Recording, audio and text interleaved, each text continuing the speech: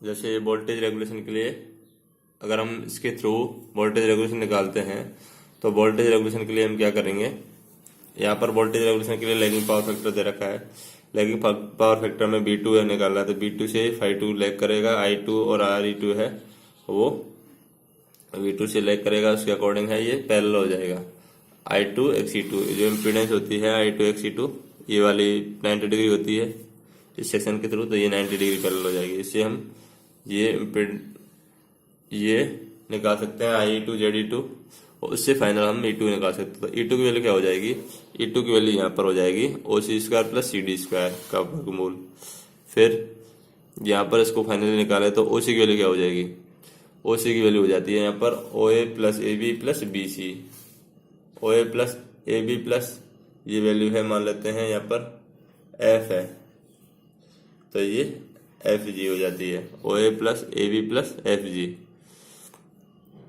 तो यहाँ पर OA की वैल्यू क्या हो जाएगी, B2 हो जाएगी और AB की वैल्यू क्या हो जाएगी, AB की वैल्यू I2 Re2 और ये एंगल कितना है, तो ये एंगल है जो दे रखा है यहाँ पर, इस एंगल के अकॉर्डिंग है ये एंगल, तो θ2 हो जाएगा। तो ये θ2 हो गया प्लस I2 Xe2 sin θ2 किसके अकॉर्डिंग हो जाएगा, ये FG की वैल्यू है। FG की वैल्यू है, यहाँ से एंगल निकालते हैं तो एंगल देखते हैं यहाँ पर, तो ये एंगल θ2 है और ये एंगल भी यहाँ पर θ2 है, ये एंगल भी θ2 है। तो इसके अकॉर्डिंग है हम निकाल लेंगे FG। तो FG के लिए यहाँ पर इसके लिए sin θ आ जाएगा, इसके लिए sin θ कर दिया हमने। उसके बाद में हम इसको निकालते हैं CD की वैल्यू। CD की वैल्यू क्या होती है, इस सेक्शन को निकालते हैं तो CD की वैल्यू हो जाएगी GD माइनस FB और GD की वैल्यू क्या हो जाती है, GD की वैल्यू ये पूरा सेक्शन हो जाता है। ये पूरा सेक्शन क्या हो जाएगा, I2 Xe2 cos θ2 लंब के लिए cos θ हो जाएगा और minus I2 Re2 sin θ2 FB के लिए I2 Re2 और ये यहाँ पर sin θ हो जाएगा। इस सेक्शन के लिए यहाँ पर cos θ2 आया था तो इस सेक्शन के लिए यहाँ पर आ जाएगा sin θ2। तो इस तरीके से हम एनालिसिस कर सकते हैं यहाँ पर। उसके बाद में स्केलिंग फैक्टर से देखें तो E2 की वैल्यू क्या हो जाती है, B2 plus I2 Re2 cos θ2 plus I2 Xe2 sin θ2। E2 की वैल्यू फाइनली इस तरीके से हो जाती है, यानी यहाँ पर OD को OC के इक्वल मान लिया है तो ये सेक्शन हो जाएगा। तो वोल्टेज रेगुलेशन हो जाता है E2 माइनस B2 बटे E2 I2 Re2 बटे E2 cos θ2 plus I2 Xe2 बटे E2 sin θ2। Leading power factor में क्या होगा, थीटा इजकल टू माइनस θ2 हो जाएगा। तो वोल्टेज रेगुलेशन क्या हो जाता है I2 Re2 बटे E2 cos θ2 माइनस आ जाएगा यहाँ पर I2 Xe2 बटे E2 sin θ2। तो लीडिंग पावर फैक्टर के अंदर फेजर डायग्राम है वो इस तरीके से होगा। यहाँ पर पावर फैक्टर लीड कर रहा है, ये लीड कर रहा है I2 तो इसकी वजह से I2 Re2 लीड कर जाएगा, उसकी वजह से ये E2 है वो यहाँ पर आ जाएगा। तो वोल्टेज रेगुलेशन निकालें लीडिंग पावर फैक्टर के अंदर तो ये हो जाता है I2 Re2 cos θ2 बटे E2 plus minus I2 Re2 sin θ2 बटे E2। अगर प्लस है तो ये लैगिंग पावर फैक्टर के लिए और माइनस है तो लीडिंग पावर फैक्टर के लिए हो जाएगा। तो voltage regulation at full load हो जाएगा IFL Re2 फुल लोड के लिए I2 की जगह IFL कर देंगे, IFL Re2 बटे E2 cos θ2 plus minus IB। ये फुल लोड के लिए अंदर करंट हो जाती है और ये जो कंडीशन है वो जिस कंडीशन के अंदर हम मेजर कर रहे हैं IB Xe2 तो ये IB Xe2 हो जाएगा बटे BB sin θ2। तो ये प्लस माइनस है, प्लस किसके लिए आएगा, लैग के लिए, माइनस है वो लीड के लिए आएगा। तो ये हो जाता है RE और ये IFL बटे E2 है वो, इसको पूरे सेक्शन को हमने क्या कर दिया है, कन्वर्ट कर दिया है R इंटू I है और ये B हो जाता है और BE है वो RE पर यूनिट हो जाता है। इसी तरीके से ये XE पर यूनिट हो जाएगा cos θ2 प्लस माइनस XE पर यूनिट sin θ2। तो voltage regulation at full load क्या हो जाएगा 1/n RE पर unit cos θ2 plus minus RE पर यूनिट XE पर यूनिट sin θ2। तो ये हमारे पास में इम्पोर्टेंट फार्मूला हो जाता है। जीरो वोल्टेज रेगुलेशन निकालना हो तो क्या करेंगे, लीडिंग पावर फैक्टर पर zero voltage regulation I two R E two बटे eta two cos eta two minus I two X E two sine eta two बटे E two equal to zero. तो R E two cos eta two अगर zero voltage regulation निकालना है तो ये section zero मान लेंगे। तो R E two cos eta two बराबर R E two R E T की जगह यहाँ पर आ जाता है R E two sine eta two. तो यहाँ पर R E two sine eta two की जगह यहाँ पर ये है X E two theta sine eta two, क्योंकि ये सेक्शन है R E two cos eta two ये सेक्शन और ये सेक्शन है X E two sine theta two बराबर मान लेते हैं। तो टेन थीटा टू आ जाता है हमारे पास में। टेन थीटा टू की वैल्यू आ जाती है R E two by X E two R E two by X E two है वो टेन थीटा टू की वैल्यू आ जाएगी हमारे पास में। तो zero voltage regulation at power factor leading के लिए क्या हो जाएगा एक्स ई टू बटे जेड ई टू। अब हमें मैक्सिमम वोल्टेज रेगुलेशन निकालना हो तो मैक्सिमम वोल्टेज रेगुलेशन क्या होगा थीटा टू के रेस्पेक्ट हम वोल्टेज रेगुलेशन का डिफरेंशिएट कर देंगे तो वो जीरो के इक्वल हो जाएगा। तो voltage regulation I two R E two eta two cos eta two plus minus I two X E two बटे eta two sine eta two. इसका थीटा टू के रेस्पेक्ट में अगर डिफरेंशिएट करते हैं तो सबसे पहले थीटा टू के रेस्पेक्ट में अगर इसका डिफरेंशिएट करते हैं तो ये वैल्यू आ जाती है हमारे पास में R E two sine theta two cos eta two sine theta two में कन्वर्ट हो जाएगा प्लस एक्स ई टू ये साइन थीटा टू है कॉस ईटा टू में कन्वर्ट हो जाएगा। फिर फाइनली टेन थीटा टू है X E two by R E two आ जाएगा एट लैगिंग पावर फैक्टर। ये लैगिंग पावर फैक्टर पाया जाएगा। Maximum voltage regulation occur when the load power factor angle equal leakage impedance angle. Leakage impedance angle के equal होता है तब हम वोल्टेज रेगुलेशन है वो मैक्सिमम फाइंड कर सकते हैं। लीकेज इम्पीडेंस के जैसे लीकेज इम्पीडेंस है R E two X E two R E two X E two या X E two by R E two है तो ये लीकेज इम्पीडेंस है। तो the voltage maximum voltage regulation occur when the load power factor angle equal leakage impedance angle of the transformer and when power factor is lagging in nature. Power factor lagging हो और equal to leakage reactance के equal हो तो हम ये find कर सकते हैं। तो यहाँ पर भी देख सकते हैं कि R E two by X E two R E two by X E two है और यहाँ पर भी X E two by R E two है। तो X E two by R E two के अकॉर्डिंग है ये निकाल सकते हैं। तो यहाँ पर X E two by R E two है ये लीडिंग पावर फैक्टर के अंदर होता है तो X E two by R E two होता है। तो लीडिंग पावर फैक्टर के अंदर जो मैक्सिमम वोल्टेज रेगुलेशन है हम फाइंड करते हैं। तो यहाँ पर ये वोल्टेज जीरो वोल्टेज रेगुलेशन दिखाया गया है पावर फैक्टर लैगिंग पर दिखाया गया है क्योंकि लैगिंग के लिए हम प्लस लेते हैं और यहाँ पर हमने लीडिंग के लिए माइनस लिया है।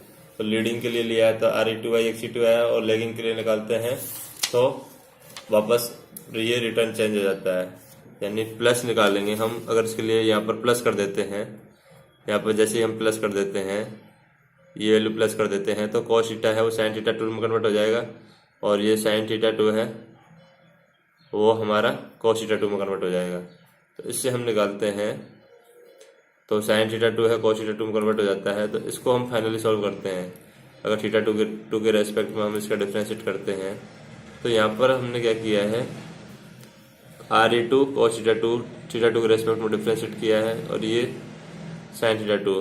तो इससे हमने डिफरेंशिएट करके ये वैल्यू निकाली है वो लीडिंग पावर फैक्टर पर निकाली है जीरो वोल्टेज रेगुलेशन। तो इसी वैल्यू को हम लीडिंग पावर फैक्टर पर वैल्यू निकाली है। इसी तरीके से हम लैगिंग पावर फैक्टर पर भी निकाल सकते हैं। अगर कंफ्यूजन को हम दूर करने के लिए condition for maximum voltage regulation देखें यहाँ पर तो मैक्सिमम वोल्टेज रेगुलेशन की कंडीशन है वो D upon D five two है रेगुलेशन जीरो हो जाएगा। तो जैसे इसका डिफरेंशिएट कर देते हैं फाइव टू के रेस्पेक्ट में तो ये हो जाता है कॉस थीटा का माइनस साइन थीटा टू। तो ये हो जाता है I E two R E two sine theta two. इसी तरीके से इसका साइन थीटा टू का हो जाएगा कॉस फाइव टू। ये फाइव टू की जगह हमने थीटा टू लिया है नोट्स के अंदर। फिर टेन फाइव टू निकालना है तो टेन फाइव टू निकालने के लिए हम क्या करते हैं साइन बाई कॉस होता है। साइन बाई कॉस के लिए ये सेक्शन इधर जाएगा फिर ये वैल्यू है वो इधर आती है तो इसके अकॉर्डिंग हम निकालते हैं। तो X E two by R E two आता है टेन फाइव टू निकल जाएगा tan inverse X E two by R E two. Cos five two होगा वो होगा R E two by Z E two. तो इससे हम देख सकते हैं कि द मैक्सिमम वोल्टेज रेगुलेशन अगर at lagging power factor of load, maximum voltage regulation है वो lagging power factor of load, and the lagging power factor angle of load is equal to the angle of equivalent impedance of the transformer. ये angle of equivalent impedance of the transformer, ये lagging power factor के लिए equivalent impedance है वो transformer के अंदर दी गई है। तो इस तरीके से हम देख सकते हैं। अगर Re2I है, Re2I ये लैगिंग पावर फैक्टर के लिए, अगर Re2I आता है तो लीडिंग पावर फैक्टर के लिए आता है Re2I। और यहाँ पर देख सकते हैं कि Xe2I Re2 आया है तो ये लैगिंग पावर फैक्टर के लिए आया है। तो यहाँ पर ये वैल्यू है वो देख सकते हैं कि यहाँ पर ये 5.2 है, 5.2 tan इनवर्स Xe2 Re2, और इसी तरीके से ये वैल्यू है यहाँ पर। उसके बाद में देखते हैं एक क्वेश्चन है कि वोल्टेज रेगुलेशन पावर फैक्टर अगर लैगिंग दे रखा है तो 2.5% है, तो वोल्टेज रेगुलेशन क्या होगा जब लीडिंग पावर फैक्टर हो, तो लीडिंग पावर फैक्टर होगा तो वोल्टेज रेगुलेशन है वो -1% होगा। किस तरीके से है, ये चार ऑप्शन दे रखे हैं, -2.5 होगा, 1% होगा, 0 होगा या -1% होगा। तो यहाँ पर फुल लोड और हाफ लोड के अंदर लैगिंग पावर फैक्टर देखते हैं, 0 पावर फैक्टर लैगिंग हो रहा है इधर और ये 0 पावर फैक्टर लीडिंग हो रहा है। तो यहाँ पर यूनिटी पावर फैक्टर है, यूनिटी पावर फैक्टर से कम वैल्यू है वो रिड्यूस होती जाती है। अब ट्रांसफार्मर XY-R की वैल्यू है वो 2 से 6 हो, XY-R की वैल्यू है वो 2 से 6 हो। तो 0 voltage regulation leading power factor पर निकालेंगे तो वो क्या आएगा, cos tan इनवर्स RYX। तो ये लीडिंग पावर फैक्टर पर होता है RYX। तो लीडिंग पावर फैक्टर पर निकालते हैं ये वैल्यू tan इनवर्स RYX। जैसे लीडिंग पावर फैक्टर पर वैल्यू है RYX दे रखी है तो उसके अकॉर्डिंग है ये वैल्यू निकालिए, cos tan इनवर्स RYX। तो cos tan इनवर्स RYX के अकॉर्डिंग निकालते हैं, यहाँ पर XY-R है तो RYX के अकॉर्डिंग निकालते हैं 1/2 cos tan इनवर्स 1/6। तो ये वैल्यू आती है हमारे पास में, cos tan इनवर्स 1/2 निकालते हैं तो 0.89 to 0.98 पावर फैक्टर लीड, इस वैल्यू को निकालते हैं। जैसे हम ये वैल्यू निकालते हैं, जैसे tan इनवर्स निकाला हमने 1/2, तो ये वैल्यू आ रही है हमारे पास में 26.56। अगर इसका कॉस एंगल निकालते हैं तो कॉस एंगल आ जाएगा हमारे पास में 0.89, तो 0.89 से 0.98 पावर फैक्टर लीडिंग के अंदर होगा। इसी तरीके से मैक्सिमम वोल्टेज रेगुलेशन लैगिंग के अंदर निकालते हैं। लैगिंग के अंदर क्या होगा, cos tan इनवर्स XY-R हो जाएगा, यहाँ पर RYX हो रहा था लीडिंग के अंदर और यहाँ पर XY-R हो जाएगा। तो ये लैगिंग के लिए हो जाएगा, जैसे कि यहाँ पर दिखाया गया है लैगिंग के लिए XY-R हो जाता है। तो इसको निकालेंगे हम 0 वोल्टेज रेगुलेशन के अंदर, तो ये cos tan इनवर्स 2 से 6 हो जाता है। cos tan इनवर्स 2 निकालते हैं तो 0.44 आता है। जैसे कि हम निकालते हैं tan इनवर्स 2 निकाला हमने, फिर इसका cos एंगल निकाल देते हैं, तो cos एंगल निकालने पर ये वैल्यू आती है हमारे पास में 0.44। तो 0.44 से 0.16 है लैगिंग के अंदर होगा। तो जो वैल्यू है वो 0.98 तक ही है, तो यहाँ पर 0.98 से कम वैल्यू हैगी, तो 0.98 से वैल्यू है वो कम होगी, इधर जाती कम, इधर कम होती जाएगी। तो वो वैल्यू है, अगर इधर की साइड बढ़ रही है लीडिंग पावर फैक्टर की साइड, तो इधर की साइड लैगिंग पावर फैक्टर है, इधर की साइड लीडिंग पावर फैक्टर है, तो 1 से इधर की साइड बढ़ेगी, तो 1 से इधर की साइड बढ़ेगी तो ये -1 पर, क्योंकि 0.98 तक वैल्यू जाती है। तो उसके अकॉर्डिंग है ये आंसर है, डी ऑप्शन होगा। इन दी ट्रांसफर फंक्शन, या यहाँ पर देखते हैं जैसे कि in transformer 0 voltage regulation occur at leading power factor nearer to the unity power factor. In transformer 0 voltage regulation है occur at leading power factor nearer to unity power factor, and maximum voltage regulation occur at lagging power factor nearer to 0 power factor. Maximum voltage regulation है वो lagging power factor पर अकर होगा nearer to 0 power factor, और जो 0 voltage regulation है वो leading power factor पर होगा और nearer to unity power factor. अब इसके अकॉर्डिंग हम कुछ क्वेश्चन है वो देखते हैं।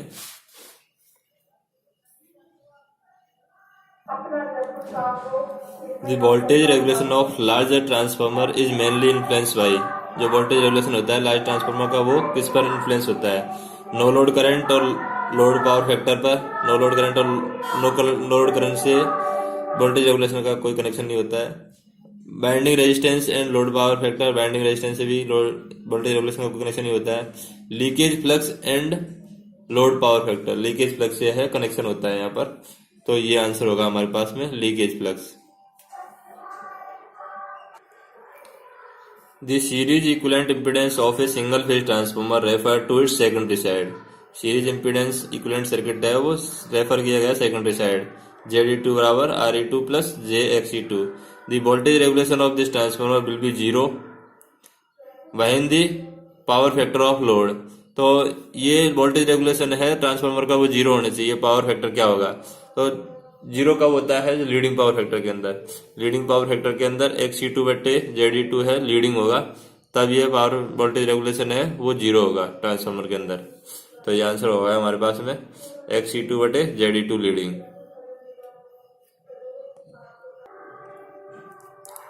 The given figure represent a transformer, ये ट्रांसफार्मर दिखाया गया है। With two winding 1 and 2 wound on a core as shown. By applying a voltage V1 across winding B1, a voltage V2 is induced across the winding B2. Winding 2 यानी यहाँ पर हम V1 apply करते हैं तो V2 वोल्टेज है यहाँ पर अप्लाई होता है या प्रोड्यूस होता है, इंड्यूस होता है। In idealised condition B2 would lag B1। Idealised condition के अंदर B2 है V1 से कितना लैग करता है? तो आइडियलाइज कंडीशन के अंदर B2 है V1 से कितना डिग्री लैग करेगा?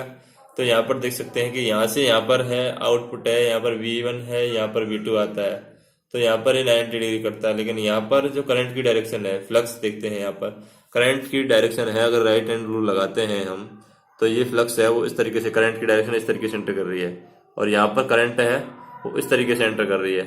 तो फ्लक्स की डायरेक्शन है वो क्या होगी? यहाँ पर करंट की डायरेक्शन है, देखें हम तो यहाँ से करंट की डायरेक्शन है, राइट हैंड रूल से देखते हैं तो ये फेज डिग्री जो डिफरेंस आएगा वो 180 डिग्री आएगा। B1 और V2 के बीच में जो फेज डिस्प्लेसमेंट की वैल्यू आएगी वो आएगी 180 डिग्री। तो आंसर होगा हमारे पास में 180 degree.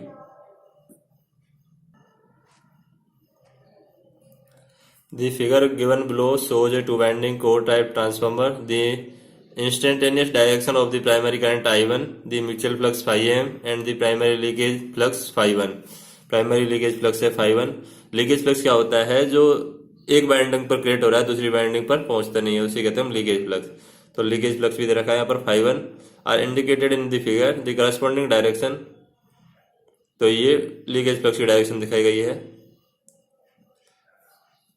At the same instant of secondary current I2 and the secondary leakage flux phi 2 की वैल्यू है वो क्या होगी? ये वैल्यू phi 2 की वैल्यू क्या होगी, यानी इसकी डायरेक्शन क्या होगी, और I2 करंट की वैल्यू है वो क्या होगी?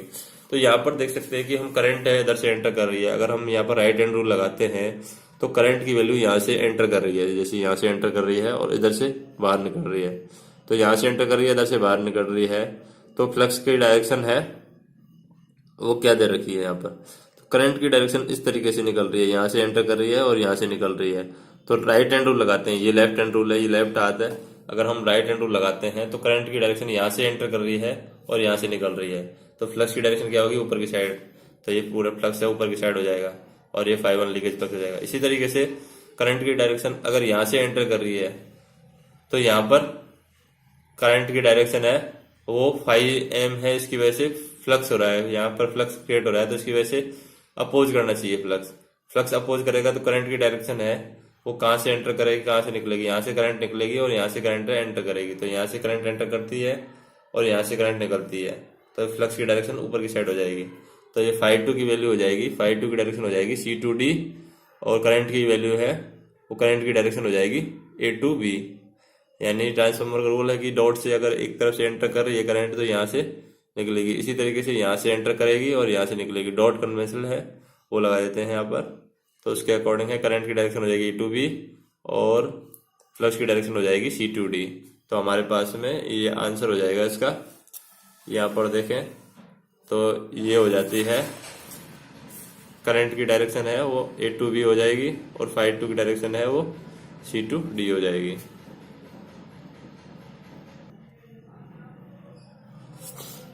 Consider the following statement regarding the transformer.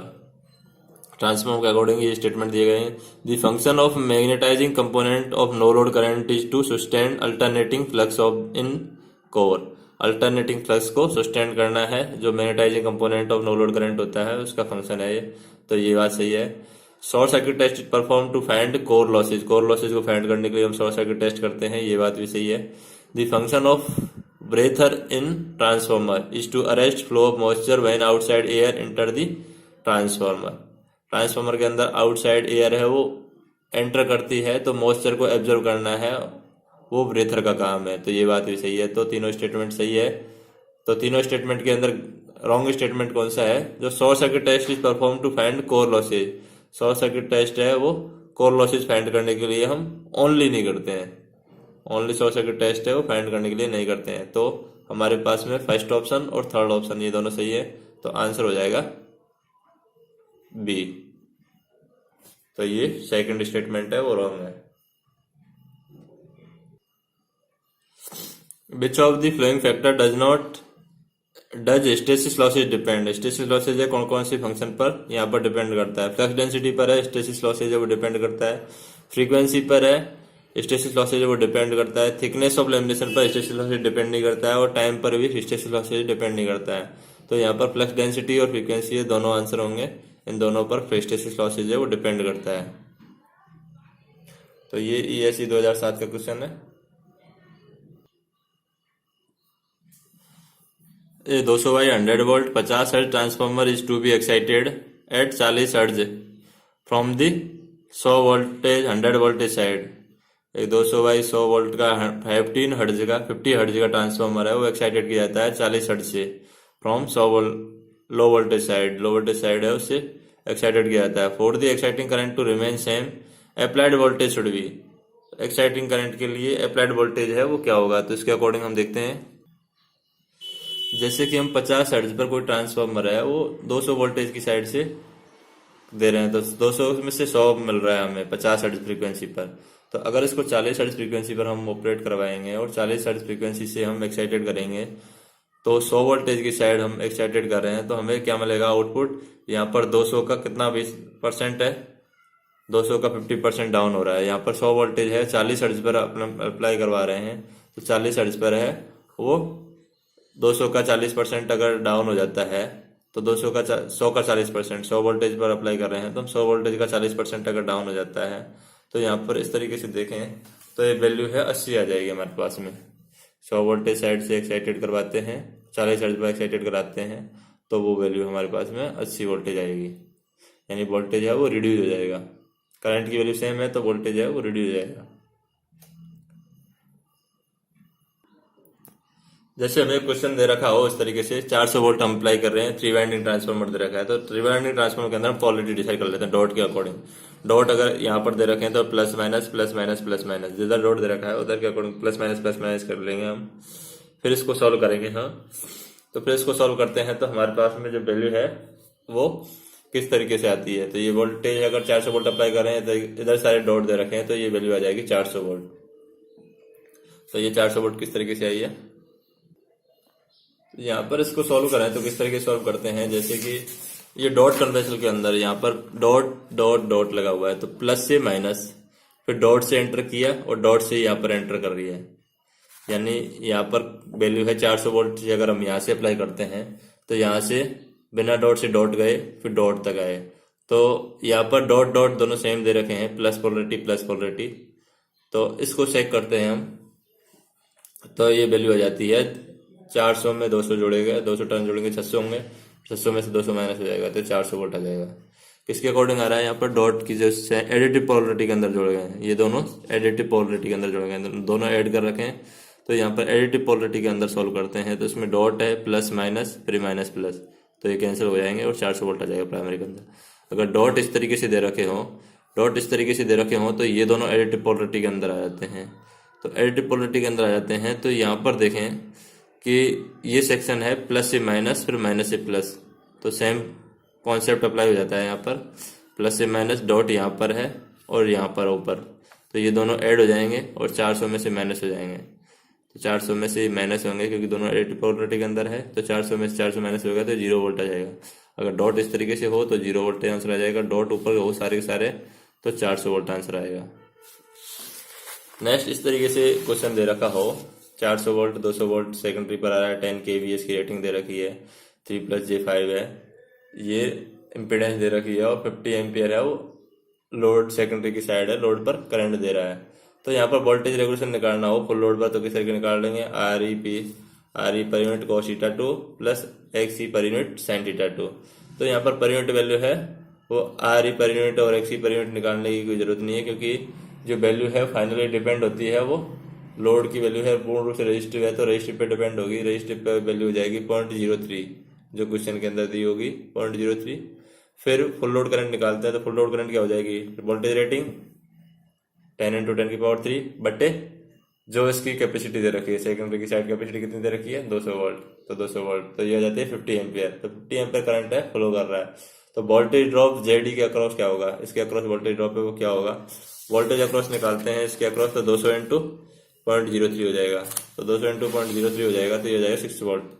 और हमें पता है कि जो बीटी टर्मिनल वोल्टेज क्या होगा, बीटी होता है E2 माइनस बी ड्रॉप, तो 200 माइनस 6 हो जाएगा 194 एम्पियर। अगर यहाँ पर 50 एम्पियर की जगह 25 एम्पियर करंट फ्लो कर रही है, 25 एम्पियर करंट कब फ्लो करेगी, जब यहाँ पर 400 का भाग दे रहा है, यानी प्राइमरी की साइड रेफर कर रहे हो। अब प्राइमरी की साइड रेफर कर रहे हो तो ये वैल्यू है हमारे पास में 0.03 इंटू प्राइमरी की साइड रेफर करते हैं 400 को भाग देते हैं तो उसके अकॉर्डिंग ये वैल्यू निकालते हैं, तो ये वैल्यू है हमारे पास में आंसर आएगा 197। तो इस तरीके से ये क्वेश्चन सॉल्व करते हैं।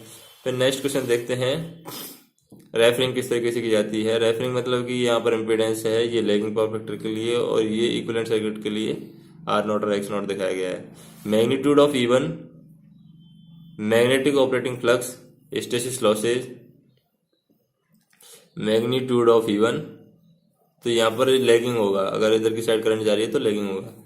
तो यहाँ पर देखते हैं कि मैग्नीट्यूड ऑफ E1 मैग्नीट्यूड या magnetic operating flux hysteresis losses eddy current losses increase slightly at leading power factor, ये सारी चीजें हैं लीडिंग पावर फैक्टर पर स्लाइटली इंक्रीज करती हैं compare to lagging power factor.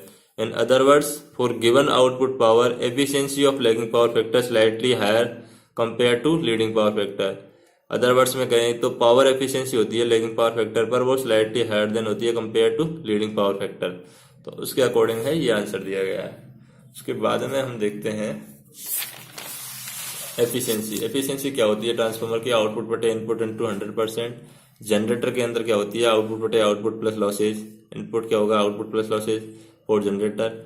और मोटर के अंदर क्या होती है इनपुट माइनस लॉसेज बटे आउटपुट, तो ये जनरेटर के अंदर एफिशिएंसी दी जाती है। By neglecting variation in core losses from no load to full load we consider core losses as constant. हम वेरिएशन है कोर लॉसेज के अंदर वो नेग्लेक्ट कर लेते हैं no load to full load, और कोर लॉसेज को कांस्टेंट कर लेते हैं, तो कोर लॉसेज क्या होगा कांस्टेंट हो जाएगा, तो ये ओमेगा एन ओमेगा ई हो जाएगा। तो ये दो पार्ट्स में डिवाइड हो जाएगा। कॉपर लॉस क्या होगा, कॉपर लॉस होता है I1 square R1 plus I2 square R2, I1 square RE1 बराबर I1 स्क्वायर RE1 बराबर I2 square RE2। Dielectric losses क्या होते हैं, losses occurring in electric insulation, वो होते हैं dielectric losses. Stray load loss क्या होते हैं, losses occurring in electrical conductor apart from core and copper loss. Core और कॉपर लॉस के अलावा जो भी इलेक्ट्रिकल कंडक्टर के अंदर लॉसेज होते हैं वो स्ट्रे लोड लॉसेज होते हैं। तो इन दोनों को हम अनअकाउंटेबल एंड नेग्लेक्ट कर देते हैं कभी भी, जब हम फ्रीक्वेंसी जो निकालते हैं एफिशिएंसी निकालते हैं तो उनको नेग्लेक्ट कर देते हैं। एफिशिएंसी का जो फार्मूला होता है आउटपुट बटे आउटपुट प्लस लॉसेज जनरेटर के लिए होता है। इसी तरीके से ट्रांसफार्मर के लिए एफिशिएंसी का फार्मूला होता है, तो आउटपुट बटे आउटपुट प्लस लॉसेज। आउटपुट होता है हमारे पास में V2I2 cos θ2 बटे आउटपुट होगा V2I2 cos θ2, और लॉसेज क्या होंगे I2 स्क्वायर RE2, ये हो जाएगा copper losses I2 square RE2, और ये हो जाता है कोर लॉसेज ओमेगा सी। तो ओमेगा सी है कोर लॉसेज, ये कॉपर लॉसेज, ये ओमेगा सी कांस्टेंट मान लिया, तो इसके अकॉर्डिंग हम इसको एफिशिएंसी है वो निकालते हैं। अब यहाँ पर मैक्सिमम एफिशिएंसी देखें, मैक्सिमम एफिशिएंसी ये कोर लॉसेज होता है, ये I2 की वैल्यू होती है, तो कोर लॉसेज है वो मैक्सिमम होगा I2 मैक्सिमम पर, और ये वैल्यू है हमने कांस्टेंट मान ली है। कांस्टेंट के अकॉर्डिंग ये ग्राफ बनाया गया है। At maximum efficiency percentage of losses with respect to output will be minimum. Maximum efficiency पर जो परसेंटेज होते हैं लॉसेज के विद रेस्पेक्ट टू आउटपुट वो मिनिमम होते हैं। मैक्सिमम परसेंटेज निकालनी है या एफिशिएंसी निकालनी हो मैक्सिमम एफिशिएंसी, तो I2 के रेस्पेक्ट में हम इसका डिफरेंशिएट कर देते हैं। I2 के रेस्पेक्ट में डिफरेंशिएट करके इसको जीरो के इक्वेट कर देते हैं। जैसे इसके I2 के रेस्पेक्ट में हम डिफरेंशिएट करते हैं तो ये वैल्यू पूर्ण रूप से I2 के रेस्पेक्ट में इसका डिफरेंशिएट करते हैं तो ये I2 Re2 कॉपर लॉसेज के इक्वल हो जाएगा। ये सेक्शन है वो I2 square R2 Re2 I2 square Re2 है वो कॉपर लॉसेज के इक्वल हो जाएगा। अगर θ2 के रेस्पेक्ट में अगर इसका डिफरेंशिएट करते हैं तो θ2 की वैल्यू है वो जीरो हो जाएगी। तो इस तरीके से हम मैक्सिमम एफिशिएंसी निकाल सकते हैं। मैक्सिमम एफिशिएंसी में यूनिटी पावर फैक्टर पर मैक्सिमम एफिशिएंसी होती है, स्लाइटली लेस देन होती है मैक्सिमम से, और ये 0.3 लीडिंग पर और 0.8 लैगिंग पर होती है। ये 0 पावर फैक्टर लीडिंग होता है इधर की साइड और एफिशिएंसी 0 पावर फैक्टर लैगिंग होती है। Maximum possible efficiency operated at unity power factor, maximum possible efficiency है वो यूनिटी पावर फैक्टर पर ऑपरेटेड होगी। At maximum frequency efficiency at maximum efficiency core losses equal to core losses, copper losses है core losses के बराबर होंगे maximum efficiency पर। Variable losses these are directly perpendicular, variable losses these are directly proportional to square of current equal to core losses. जो variable losses होंगे वो directly proportional है square of the current of core losses के equal होंगे। तो I2 पर जो depend है इनटू VR वो होंगे BVIB ओमेगा C बटे Re2 IFL स्क्वायर। तो इससे हम KVA की रेटिंग है KB रेटेड KVA जो फ्रीक्वेंसी निकालनी है KVA की एफिशिएंसी पर निकालनी है तो ये मैक्सिमम एफिशिएंसी हो जाएगी KVA efficiency I2 into B से मल्टीप्लाई किया, यानी I2 करंट को जैसे जैसे इंक्रीज करते जाएंगे और रेटेड वोल्टेज से मल्टीप्लाई करेंगे तो ये KVA की वैल्यू आ जाएगी एफिशिएंसी के लिए, मैक्सिमम एफिशिएंसी के लिए। ये BB इंटू IB किया तो ये KVAR रेटेड आ जाता है। ओमेगा C ये कोर लॉसेज बटे Re2 IFL स्क्वायर करते हैं तो ये कॉपर लॉसेज हो जाएंगे फुल लोड पर। तो ये फार्मूला है, ये मेन इंपॉर्टेंट है क्वेश्चन सॉल्व करने के लिए। तो इसके अकॉर्डिंग हम क्वेश्चन सॉल्व करते हैं।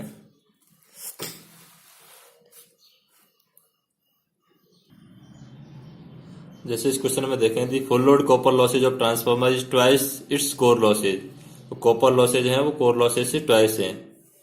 Eight what percent of full load will be efficiency of maximum, efficiency maximum के लिए अगर हम देखें हम इसको सॉल्व करें तो ये वैल्यू हो जाती है कि KVA